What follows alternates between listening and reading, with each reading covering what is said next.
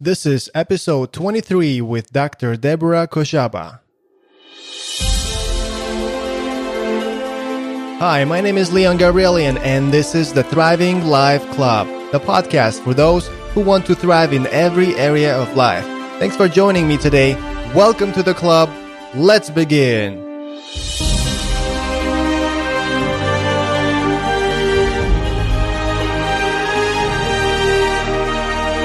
Welcome back to the club, champion.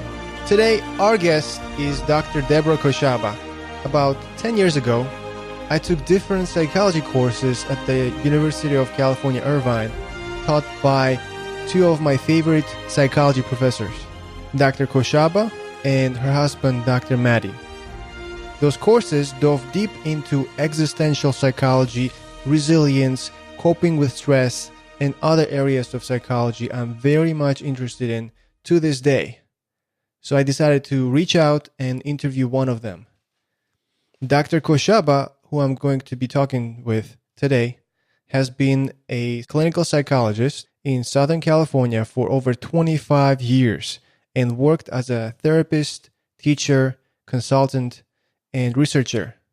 She has been the director of program development and training for the Hardiness Institute and has authored the Hardiness approach to stress management and training called HardiTraining that is used worldwide by the public educators, businesses, military, and clergy. Now, more recently, she wrote a book called Getting to Oz, the personal journey to your true self that shows young and older adults how to use life experience to unfold their true selves, the greatest buffer to managing stressful time. Getting to Oz, her book, is a journey of self-discovery that no one can make for us. We have to leave behind the safe and familiar to find what is right for each of us. Getting to Oz is a culmination of Dr. Khoshaba's life and her 25-year career, helping people to have the courage to face the stresses of living and to forge a deeply meaningful life, no matter what world throws at them. Welcome to the Thriving Life Club, Dr. Khoshaba. Thank you. I'm so happy to be here. You've had about over 25 years experience in the field of psychology. You've been helping people to have the courage or develop the courage to face the stress of living and to basically build and develop a meaningful life, no matter what the world throws at them. Exactly, to make the best of what the world throws at us, and in the meantime, when you're doing it, to keep getting closer to what your true desires and passions are, which is a big stress reducer. When I mentioned the name of the podcast, Thriving Life Club, and what it is, it's for those who want to reach their full potential, connect with their true self, and thrive in every area of life. You said that you were glad that I included the part where it says connect with their true self. Yes. I would love to focus a little bit on that, on defining the true self. Well, you're hitting a topic that is true to my heart, and that's why I highlighted that, because when you are doing what your talents, your experience, your background, is meant to do, it's such a significant stress reducer in your life that you have more flow in your life, which when, normal stresses come to us, which they're gonna, we are prepared in a much stronger, resilient, self-confident way to deal with them because we're coming from our true self. And that's why it's important to connect with our true self as soon as possible, right? Yes, that's right. What happens to a lot of people is that, and I kind of went through this myself when I was younger, is that, our parents are doing the best they can for us, and they are trying to guide us and to reflect back to us what they see are our talents and gifts and to encourage those. But often because of the stressful lives our parents are leading, sometimes the true talents of ours remain dormant.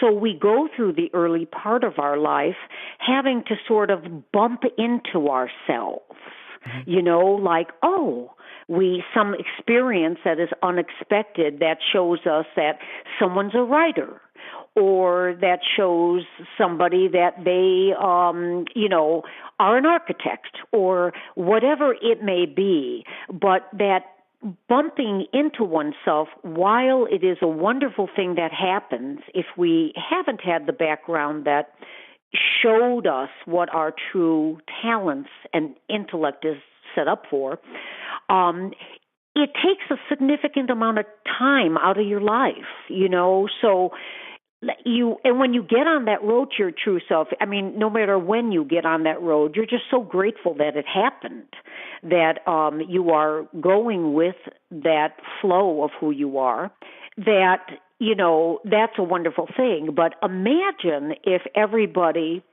could know what their true talents and intellect is really most suited for. When they're younger, it would be amazing what people can do in the rest of their lives. Before we discuss some ways of discovering our true self, let's put together a definition. What is true self by definition? Well, that's a great question, and I'm sure I think most people would answer it fairly close to what I'm going to say now. It may vary to some degree, but the true self is an authentic expression of your intellect inclinations, your talents, your abilities, and that in combination with your experience brings forth an expression of who you are that is not only what I'm going to say, an ego-oriented identity, the identity we learn about ourselves through our parents, who we are, what our nationality is, where we come from, that kind of stuff. We move past that practical identification of who we are to what I really call a spirit-filled identification, an awareness in our whole body and being of, what we were meant to achieve in this life. And I'm not speaking about, it doesn't have to be that someone's a Picasso or, an achievement on those levels, but the achievement of being what Carl Rogers calls a fully functional human being. And that fully functional human being only comes about when you are exercising your, what I call your God-given genetic also, talents and intellect and capabilities. And to exercise those, one needs to first, is it discover or connect? Yes. What would be on step-by-step basis, like the process of discovery? Like at the beginning, they're clueless, and then they become aware of some pieces and parts of it. And then how would you describe this process of Okay, well, let me say this first as a preface, and then I'll go with the process, okay? That we discover who we are when our parents are very aware, mindful of what they are seeing in their children, So instead of from telling a child, you have to be a doctor, you have to be a scientist, which ends up closing down the child's own ability to sense. It's a sensory experience, what they want, who they are. And so if that is not, if the parents haven't been able to reflect back to the child what the child is showing them instead of what the parent wants, okay, then those capabilities are shut down. Okay, now directly to answer your question more directly. So, welcome to the world, right? Most of us have some of our most true talents and abilities closed down to us. It's not possible that every parent is fully awake to their child given the tasks parents have to do. So what we do is we have to, one step for learning about ourselves is expanding the world we live in. So for a person who lives a very regimented existence, and only hangs around with people who are like him or her, and only associates with people who have the same political ideas, the same, right. It's very different, it's very difficult in that first step to acknowledge awarenesses about yourself through the experiences of other people. Okay? So one of the first things I would say is do not be afraid of expanding your world and, getting to know people and have different experiences that are counter to what you have learned. Right? Positive, definitely positive experiences, but that are new, a newness, a novelty. And what that does is we learn about ourselves, right? Through the experience of having to engage in a minimally, it's relative, of course, stressful environment through novelty. I mean, I think we all have experienced that we are uncomfortable to some degree, and that's a sign of stress. When we are in the presence of people we don't have maybe the same knowledge, maybe we don't have the same cultural background, whatever it is, there's a underlying tension that can actually be quite positive.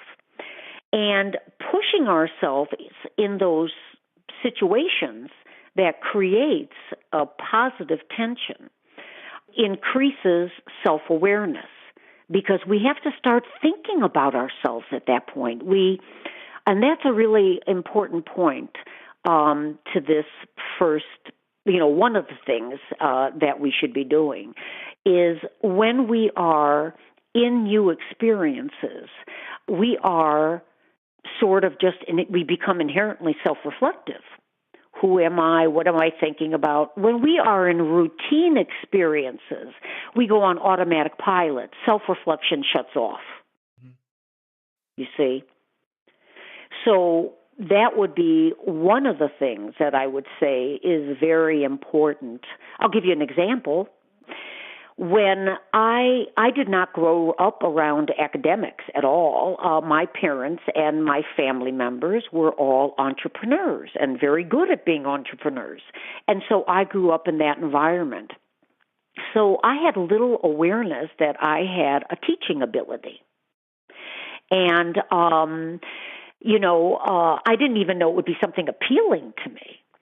And then when I went to college, I was asked to tutor some students in certain courses because I guess I had done well in them.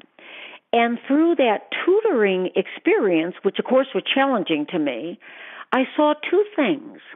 Number one, I was very good at teaching and connecting with people. And while you're mentoring and teaching them. And number two, both equally satisfying, that it was an extremely satisfying experience for me. I loved it. And but there was nothing in my background prior to that. So that's the kind of what I'm talking about. Accepting new challenges are always things that show us about ourselves, that move us down what I call if you don't mind me using the Wizard of Oz analogy, which move us down the yellow brick road and, closer to Emerald City, which I liken to being the realization of the true self, that we're finally at home with ourself. The first solution to finding oneself you outlined, basically engaging with others to get self-reflection and getting into conversations, interactions, maybe challenging interactions. I would also equal that to an analogy of an object being in darkness. If an object is in darkness, there's no light shedding on any part of that object, then we don't see the object itself, and the object is it's not aware of Most itself. of yes, exactly. We can't see ourselves But unless we are seeing ourselves in relationship to the world, right? exactly, once we interact with others, and that's similar to shedding light onto different parts of that object, lighting it up so we can see the Yes. whole thing. Exactly. And what better way to do that? I mean, that relationship, engaging in the world of others has to be experiences that are, new to some degree, different, that cause us to be self-reflective, and it suspends routine thinking and routine behavioral responses because the situation's new. So yes, most definitely what you're saying. So now let's talk about the Wizard of Oz in your book. Your book is Yes. called Getting to Oz. To quote the words from your book, it's not just the wisdom expressed by an armchair philosopher. You live out what maintains in this book, and you've created a meaningful, rich life despite early hardships in your life. Yes. And in your book, you talk about, you give an example of Dorothy as she goes on the journey to the Wizard of Oz. And throughout the course of her journey, Dorothy learns that home was much more than a physical place we come from. Home is a place where we aspire to when we Yes. first begin to yearn for something more in our lives, whatever it is that lies over the rainbow. This is the home of our heart's desire. Let's talk about that. Beautiful. Yes. Yes. Well, yes. I mean, I think that, all of us, well, first of all, the Wizard of Oz is such an archetypal, it hit the public archetypally because the human being wants to thrive. The human being wants to, we come into this earth and we all have this yearning to find the right place for ourselves, to land at what I, call home, to land at home. And that seems to be something that is so innate to just being a human being, right? Mm-hmm. And so what I'm saying there is that, when we're young, and that's why they call it the restless teenage years and adolescence, right? We are wrestling with life. We're wrestling with ourselves. We're wrestling with home. We suddenly discover that maybe everything isn't all as it seems, or we want to try out new things. And, it's actually a good experience if you've got parents who can tolerate that experimental phase. So we are restless, and that's when the yearning should start. That's when we developmentally should be identifying there's something else we're moving toward. And what's important is that we don't have to define what we're moving for. We will find it if we use the steps I talk about. We will go further down the road toward it. So finding that we first think it's leaving home, but what we discover when we are maturing in our journey and closer to our true self, what we discover is home is within ourself. it's a comfort. It's a place of comfort in knowing that this is my place in the world, and whether somebody becomes well known in the world, or they're raising a beautiful family and raising beautiful kids, and that's what was meant to be. It's a deep feeling of connection with your inner self and saying, this is good. This is where I should be in life. So we discover then that there's no place like home, which is within ourself. Our listener might think that we're talking about only the kids or the teenagers or the early years of our life, but really this is applicable to any age, any person, if they are still alive. Oh, my goodness. Because there are Yes, people. yes. Well, when I was writing the book, that was the thing I thought, I hope people don't think this is just for young people, because it's not. I mean, in the 25, 30 years that I was a practicing psychologist, I had so many people come to me 30, 35, 40, sometimes much later in life also, where I'm thinking of someone right now where she was an accountant, and she hated being an accountant. And she read voraciously on everything on self-development and found that there was a true passion there, a true connection. Make a long story short, this person switched fields completely at 30 years old. I have many stories like that of, people who have gone down the road in life, all yearning for being comfortable with themselves and landing in a place that feels right, but discover they're not happy. They're not happy. They come to psychotherapy, which is a wonderful thing, because, I think the best of psychotherapy is being able to reflect back to a person in relationship with them what is emerging in them, and to develop the confidence and courage to go after what's emerging. And so, yes, by all means, we're always doing different things. And you hear people, I've heard people like in their late 50s who suddenly become writers or, so it's never over until we say it's over, right? Absolutely. What would you say are some of the limiting factors for most people who want to connect with their true self? Number one, I would say, is fear. I'm going to talk about personal factors versus environmental, because I think both play into it. Number one is fear. If we are afraid to try new things and we feel that,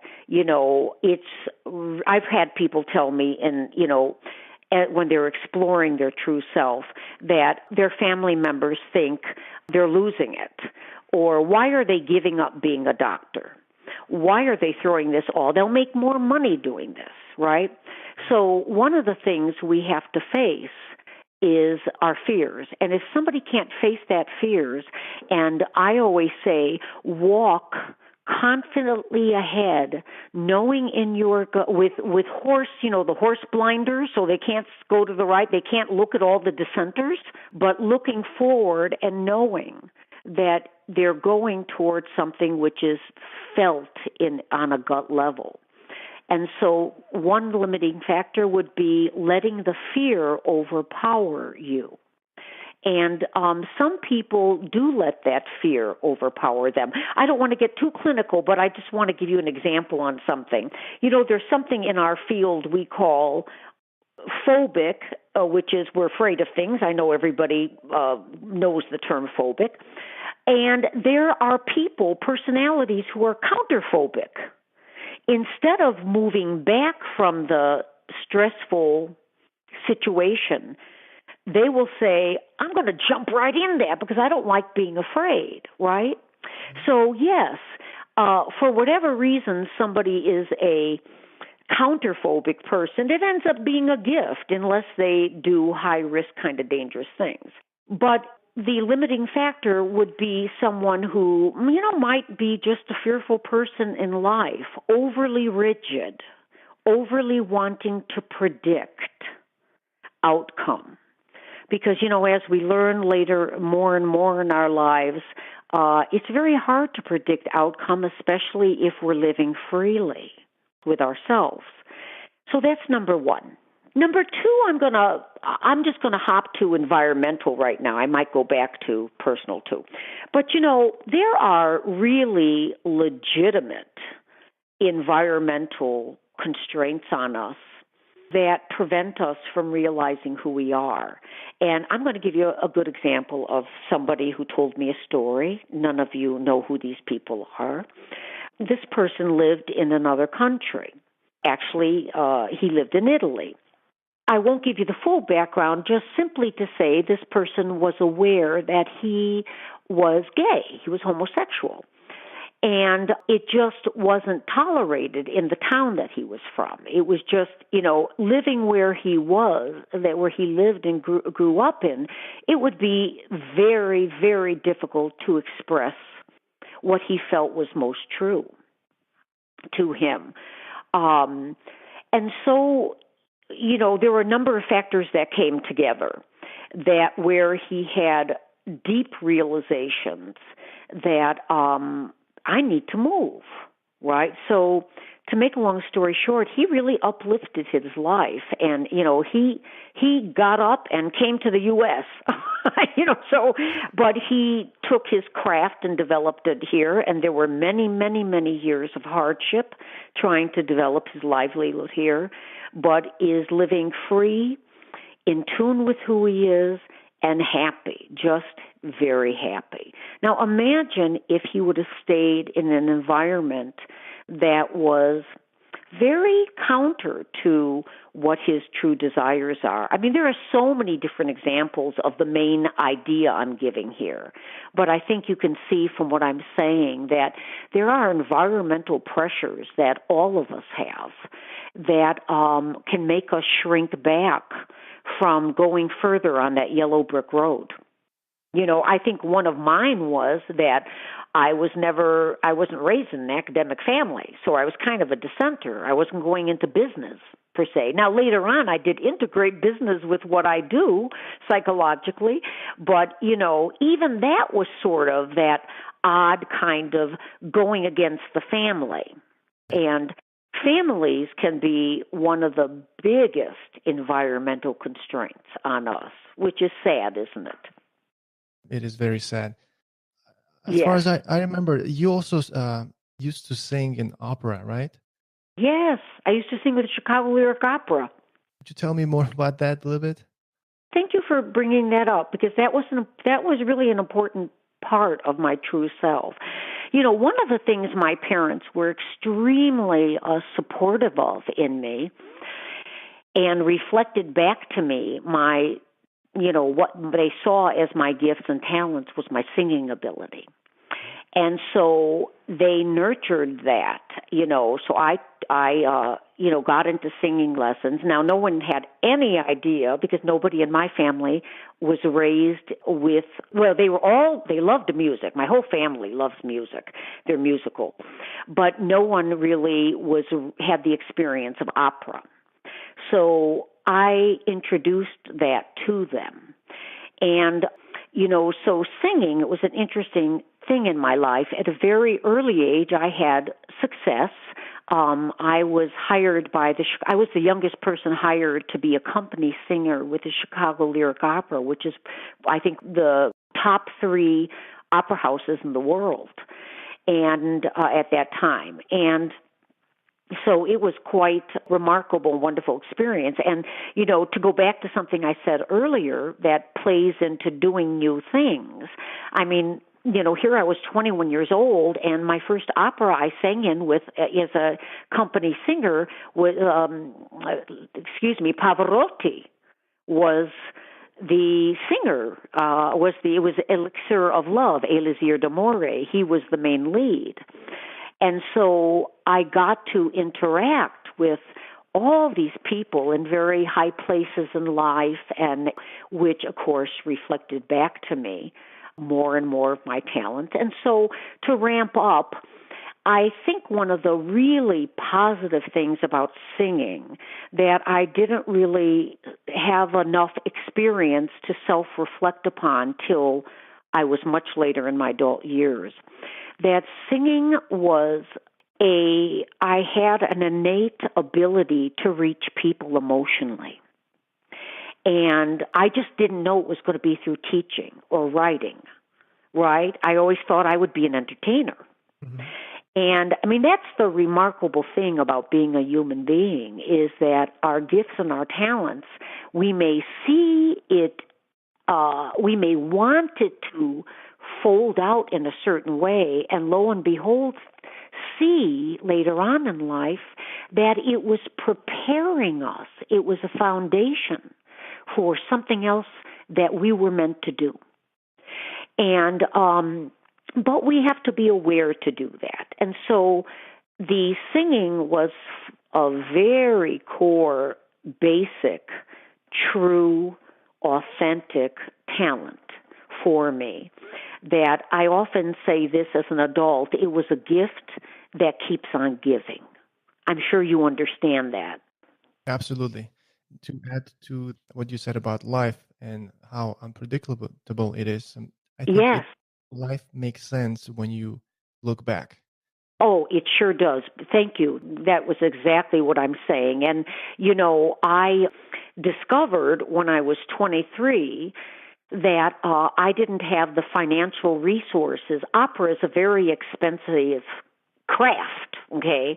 So you have to be able to travel and do a lot of things, and I just didn't have those resources to do that. I had to work full-time while I was singing. And so unpredictable, what you're saying right now, is life puts us in a situation where we have to make decisions, right? And at first you may think that, oh my God, this is going to be the worst loss in my life, right? And I can't see anything positive if this doesn't get fulfilled.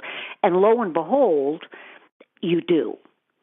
And it's just moving you to what I say in the book about when Dorothy realizes she's not in Kansas anymore. She's in a tornado, right? Right, yeah. Yeah, and so you're catapulted you're being forced into a stressful situation that makes you discover new resources and talents that can open up a new pathway to Emerald City, to your true self. Absolutely. Yes. Let's go back to the limiting factors. You mentioned two, the fear and then environmental pressures. Are there any more that you'd like to outline? Yes. We all have different gifts and talents, and it's true that some people are psychologically prepared for the journey to the true self. They have an ability they just have an ability to reflect upon the multiple meanings of experience. Now, you know, everybody has that ability, but it's shut down in some people. So it is true that some people are psychologically prepared. They just are. You know, they have that capability. And without me going into brain biology and into why, you know, that seems to be a gift that helps them to see more clearly and to be mindful. So when aspects of themselves do come up, they're able to make sense of it and to realize its importance psychologically. There are people who are brilliant in other things, but I wouldn't say they're the most psychological people, right? They haven't had to be. They are, you know, there are different kind of cognitive capabilities. And it shouldn't stop people, but it is a limitation if somebody has to work very hard to open that up in themselves. But there is a way to do it. One of the things that we use with people who are not used to looking at multiple meanings of experience, I mean, that's what psychology is all about. You're able to integrate what things mean on a complex level. And so one way we do this to open up the inner world for a person is through mindful meditation. Music. I mean, music music takes us below language. And if we can, in ourselves, get to a place where language disappears, but we're feeling on an emotional level, then memories and information from our sensory body and our motor body does come up more easily. So I would recommend to people that they listen to music to meditate. They listen to music in general, get in touch, use activities that suspend logical thinking. And that's an important word I just used here. Psychological people they're logical, but they integrate intuition, and they value intuition. And intuition basically is what? It's information that comes from inside us that is emotional often, feeling-based, and imagery-based, not just feelings, but images that tell us about experience. And so if we engage in activities that suspend pure reasoning, we can slowly open up that inner self. And intuition is not the same as superstition, right? Oh, no, not at all. No, that's right. That's a good, thank you for saying that. Superstition is when you're afraid of something. That you're superstitious of, oh my gosh, if I do this, something's going to happen. If the wind blows too hard today, right, it's a bad omen. So they're they're just different animals completely. Definitely. Superstition it's fear-based. It's usually fear-based. And, back in the medieval period, for example, it was very common for people to be very superstitious. And the reason being is they had less information than we have today, right? The dark skies or rain for 3 weeks doesn't mean God's mad at us, right? And so today, in our contemporary world, superstition is not culturally sanctioned, and it's distinctively different from intuition. And let me say intuition. I think it'll clarify even more on superstition. Intuition is when. This is a fascinating thing to me still today about intuition, that it is through images, a feeling, even suddenly you're musing, you're having a small fantasy about something, you're thinking and suddenly your mind is on something else. It's internal stimulation through images and feelings and sensory experience that shows you things, right? Like, this is a good thing to do.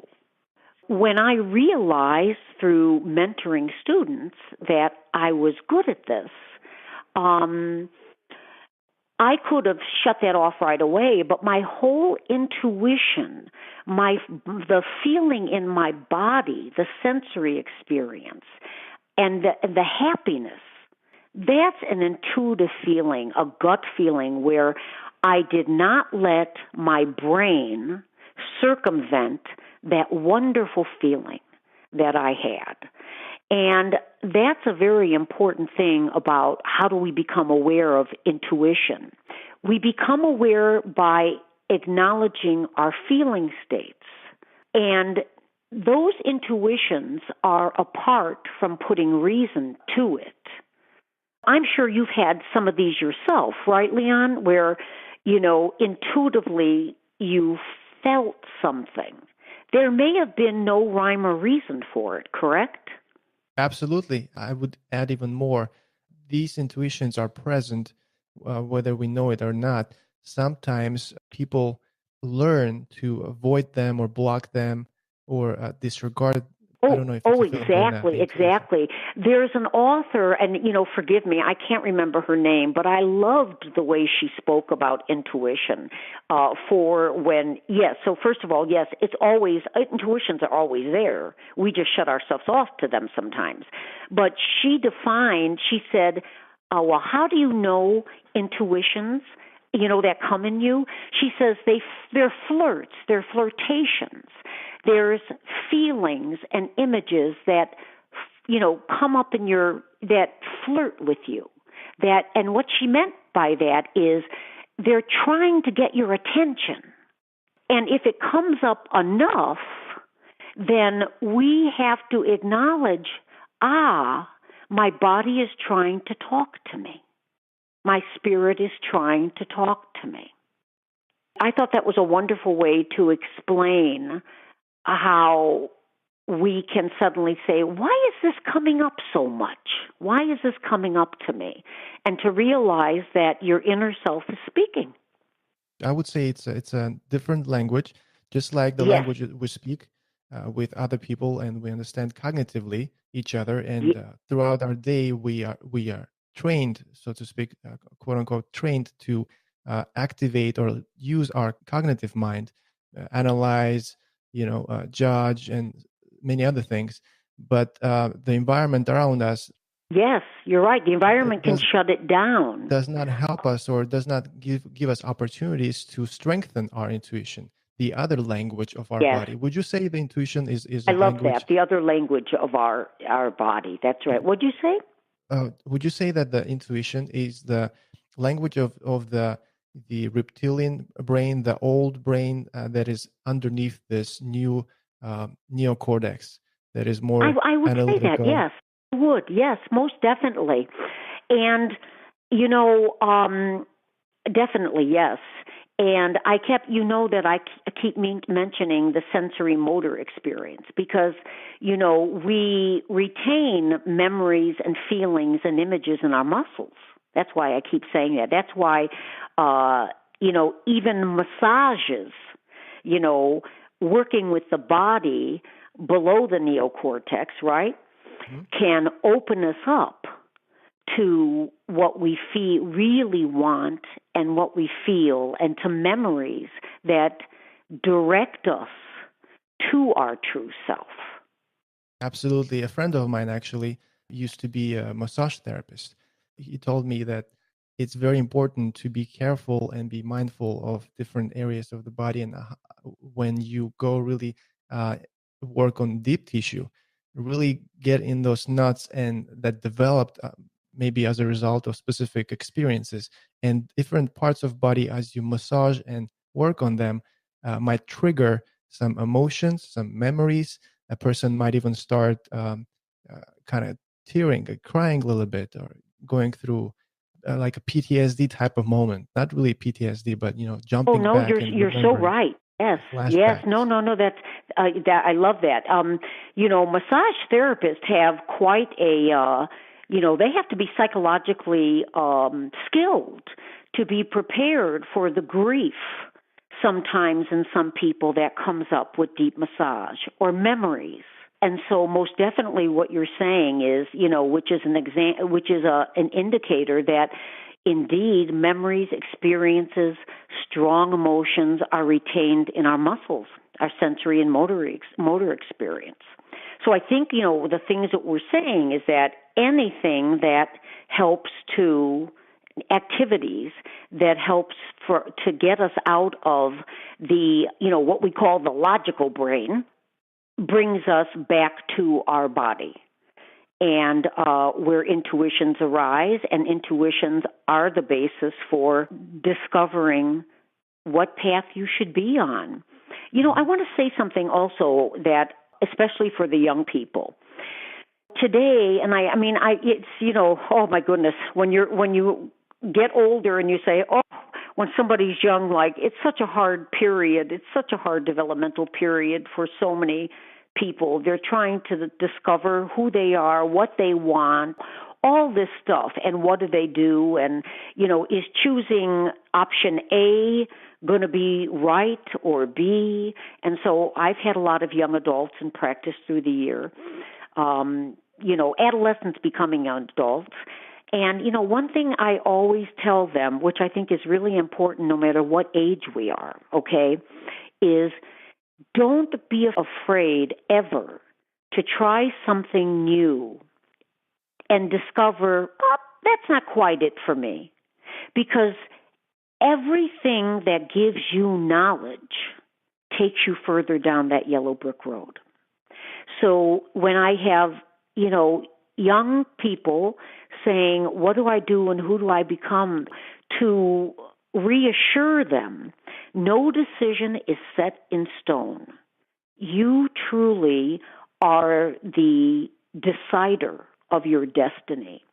And just because you become something or you go down one path does not mean that you can't decide to do something else. And I think that's, a part of that fear, that other thing that limits people.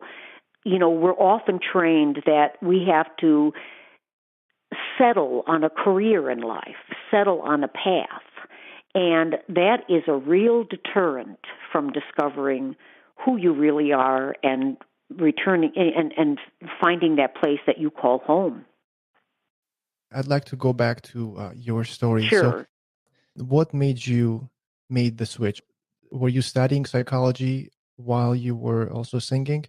Well, no. Actually, I had no idea. I mean, I had read, believe it or not, at that point in my life, I loved the book called Portable Jung, Carl Jung. And I loved that book, and I had no idea that I was going into psychology, but it spoke to me. It was easy for me. I understood it.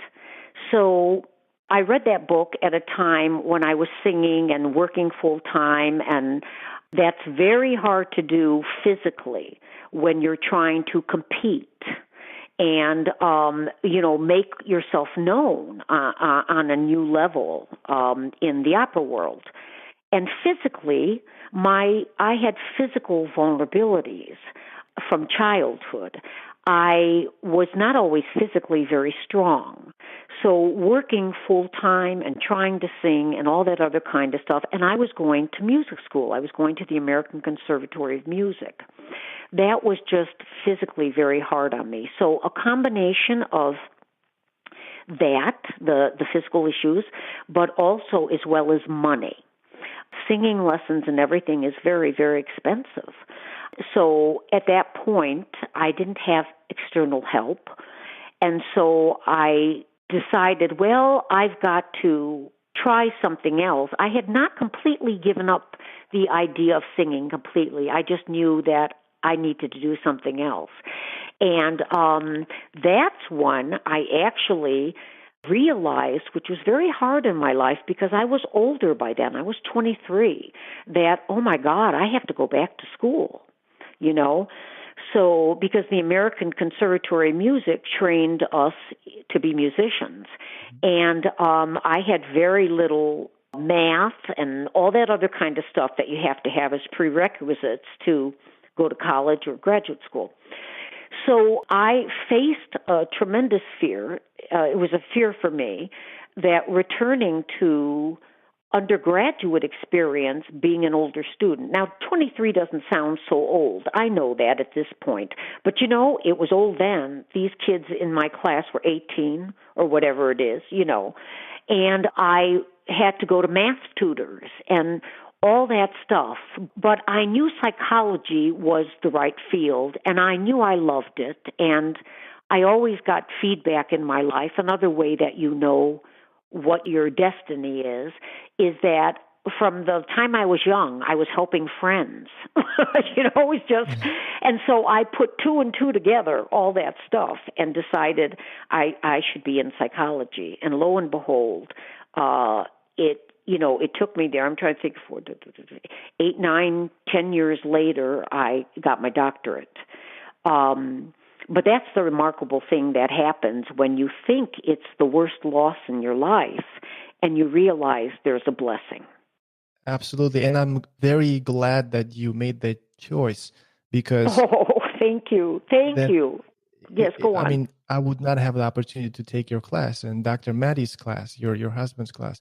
I Thank took you. several classes at the University of California, Irvine, and I know. I remember you well. I enjoyed your classes. That's why I was so active and I came to You your were, office and you were hours very and asked questions. logical. That's how I got to know you and Dr. Maddi, and and very aware. And then to follow you and to see what you're doing is really, very satisfying. I love what you're doing, and if we influenced you in any way, that's a wonderful thing. Oh, absolutely. One of the biggest parts of me being inspired and creating the Thriving Life Club and this direction that I'm going towards was your classes, the psychology class, the existential psychology that Dr. Maddi taught, the Yes, hardiness training that you taught with him. So many things that influenced me and impacted the direction that I'm taking my life and in my interests. When I discovered existential psychology, I found yes, out that it speaks to me the most. That there are different types of psychologists viewing the exactly. psychology of a person, but existential psychology spoke to me the loudest, I would say. So I decided to Yes, learn more about it. your whole being understood it, didn't you? Which shows you that you acknowledged that somehow this was part of who you are. It felt natural to you. Thank you so much for calling me. I'm glad we made it happen. Definitely. We talked about thriving, the word thriving, and what it means. What does it really mean to you? What is your definition of a thriving life? I often say this, and this is what thriving means to me.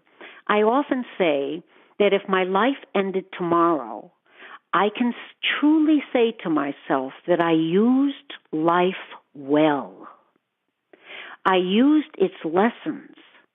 I looked at the interior of life and said, what is meaningful being a human being? And there was suffering with that. It's not like that was just all joyous. But I call that thriving. When you can say at the end of your day that you used all the lessons that life has to show you well, you have thrived in life. Because you have tried your best through effort to realize the best expression of what it means to be a human being. And that awareness, I think, really, I see as that I have thrived in life. Are you talking about the courage to be, the courage to self-actualize? Yes, I think it is the courage to self-actualize and to become aware that when all is said and done, at first we think, Leon, that, and appropriately so, we think, oh, well, we're meant to realize something. We're realize a true talent, let's say. Well, that's important. Of course, we are. But that's one level of what it means to be a human being.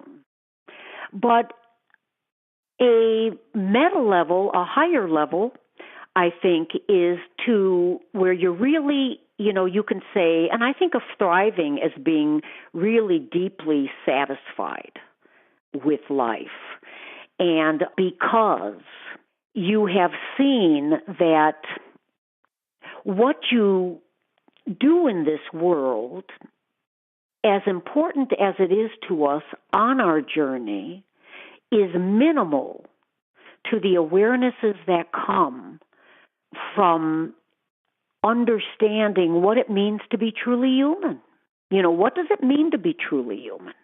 To be alive and to be awake in this life, and to realize that what you do in life, the contributions you make, are really vehicles for this greater understanding. And that's, to me, you can say that, I'm thriving because I'm open to those awarenesses. And anybody who, not just me, but anybody who is on that yellow brick road will eventually in their lives come to see the part that what we do, our contributions, what that part really plays in life. And we come to see that through those God-given inherent gifts and talents that are most authentic to ourselves, we are able to open up realizations about what it means to be truly, fully human, where you see that was always the main goal. That's being home with yourself. Would you say that kind of summarizes your philosophy towards life? What would be your philosophy towards life and work? I think that a person should try to move in directions in their life, and this is my philosophy, where they are aware that there is something they're moving toward that is more than they know and greater than they know. It's a movement toward what the existentialists say, I'm of the world, I'm a being of this world. I mean, I'm not of the world, forgive me, but I'm for the world. And so my philosophy is that as we mature and grow more into our true self, that we see ourselves more in relationship to other people.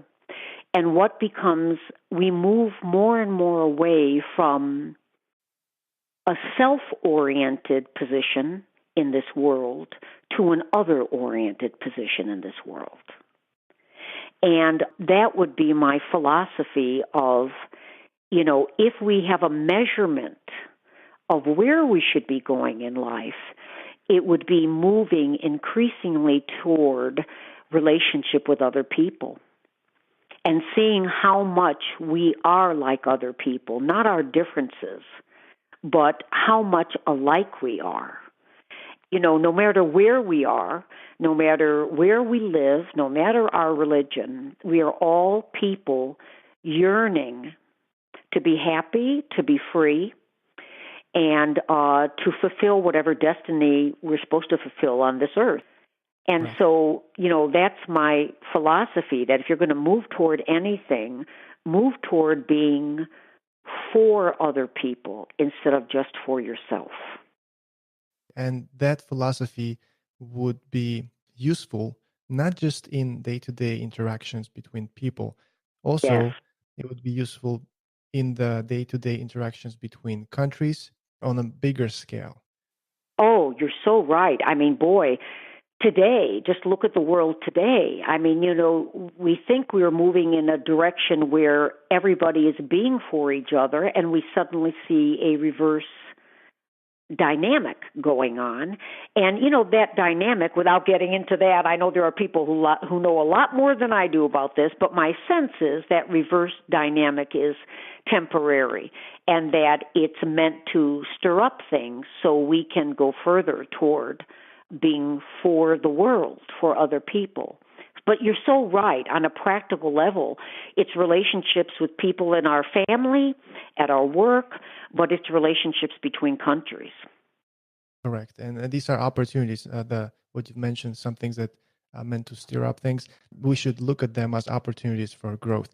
And in Yes. addition to that, also, when we talk about countries, really we're talking about people of those countries, because countries are going to Yes. stay, they're going to remain, the people are going to change. So when the countries relate to each other or talk to each other, or we say countries do things with each other, it's really the people who represent those countries who do those things. Oh, you're so right. I like that. I like that you're highlighting that, country sort of depersonalizes, right?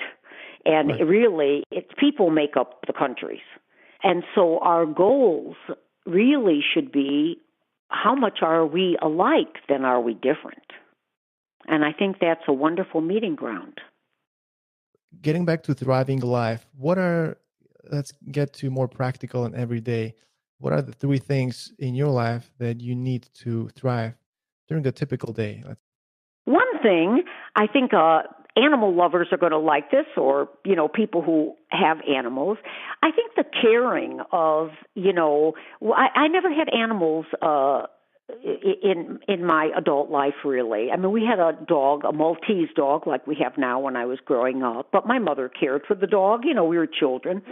But I think that the thriving also is caring for other people. I enjoy caring for my family. I enjoy giving to them. It makes me happy to see that they're happy and they're not hurting. And that's a way I define thriving. And also, taking care of myself. That's another aspect of thriving.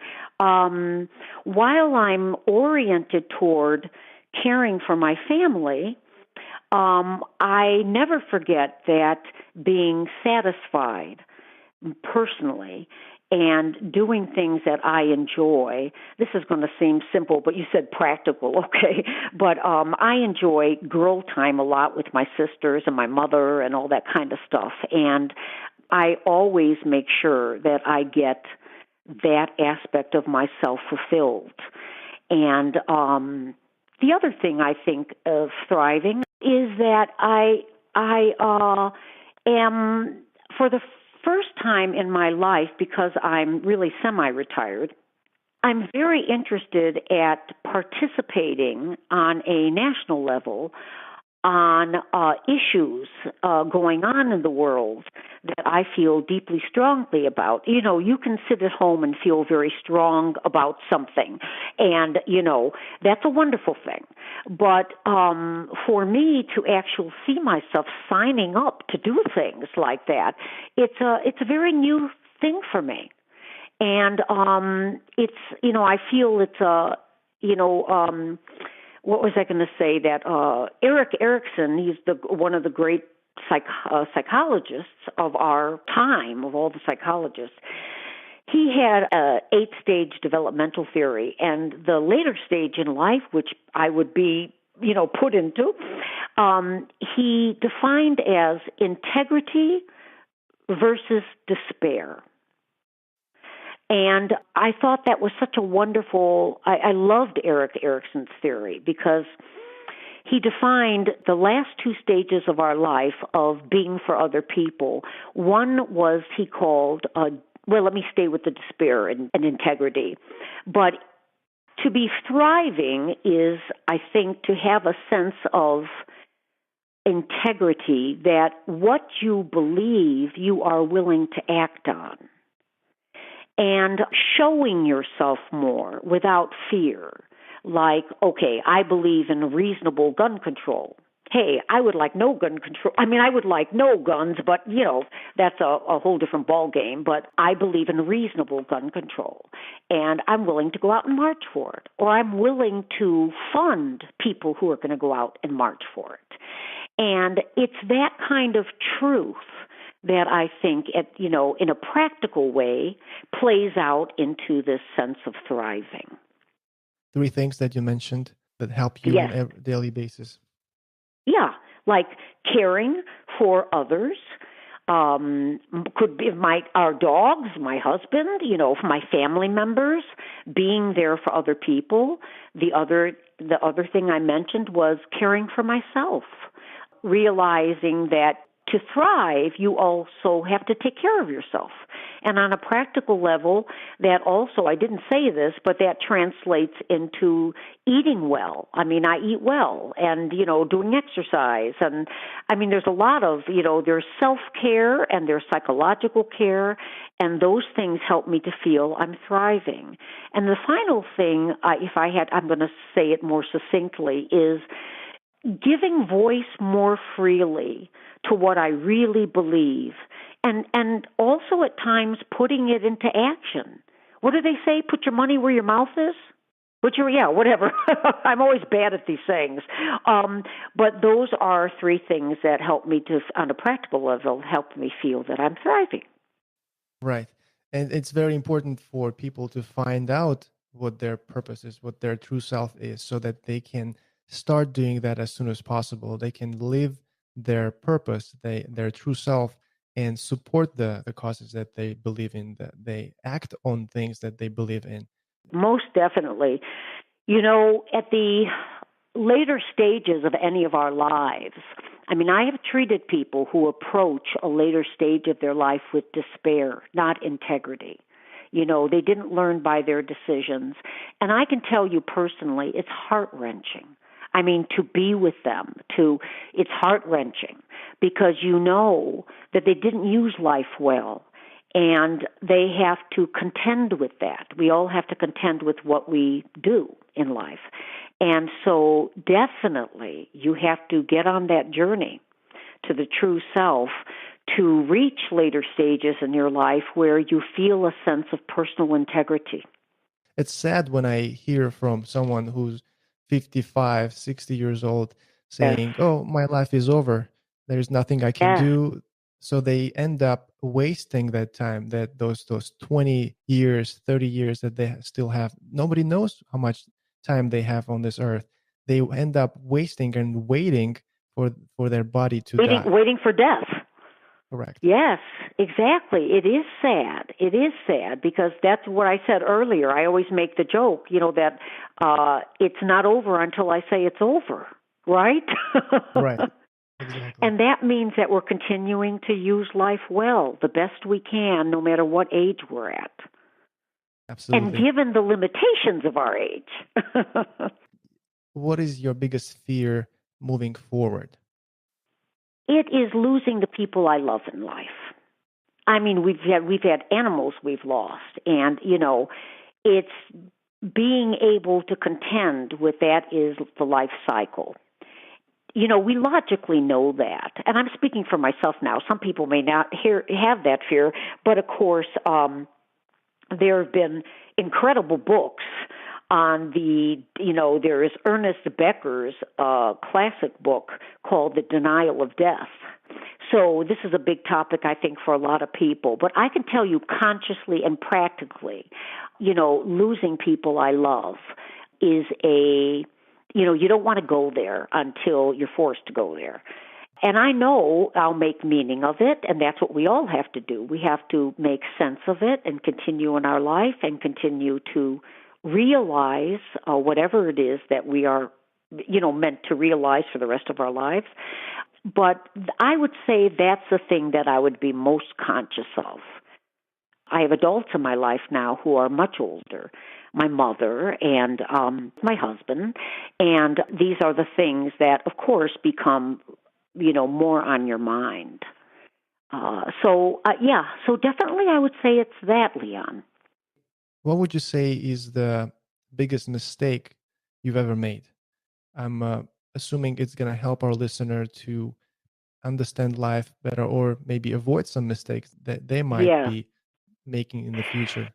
That's a very interesting question. I'm going to give you the answer, but I'm also going to say something about how we can redeem ourselves through our mistakes, okay?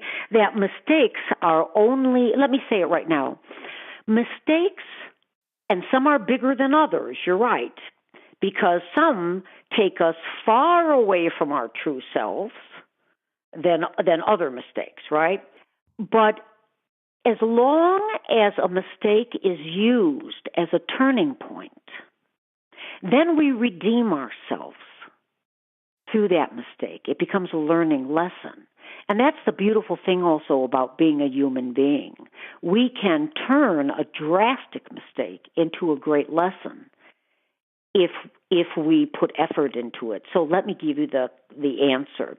When I was young, I thought I wanted, I had no idea really. I was still bumping into myself, discovering who I was, what I wanted, and all that stuff. But I had married when I was 20, I think. And I don't mean to be negative, but it was a person that I would never marry later in my life had I been coming from my true self. It would have never been a choice. So we often make what, could be drastic mistakes if we don't learn from them, and painful mistakes. I mean, that was a painful mistake. And we divorced within 2 years, and he drank a great deal.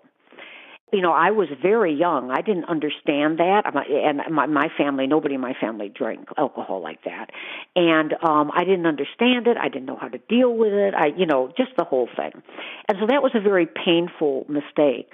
But I have to tell you later in life that, and I think it's because I always was a psychological person, and I thought about, negative experiences very deeply, sometimes too deeply.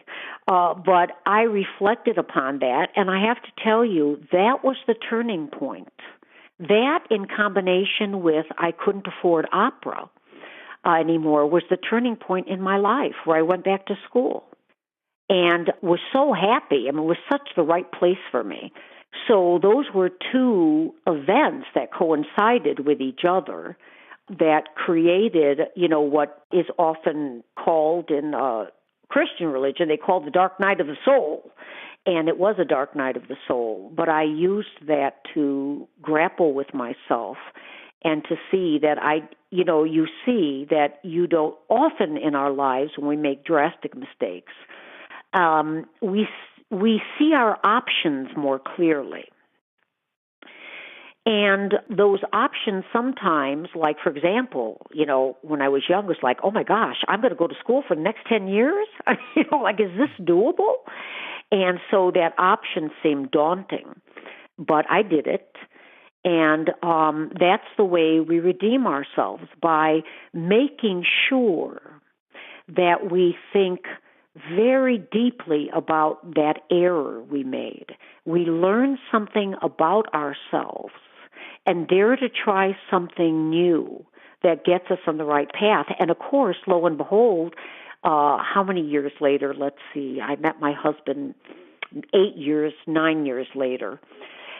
And I had decided that I was going to school, I was going to be a psychologist, and I really I was not interested in getting married and going down that path again for a while until I found a soulmate.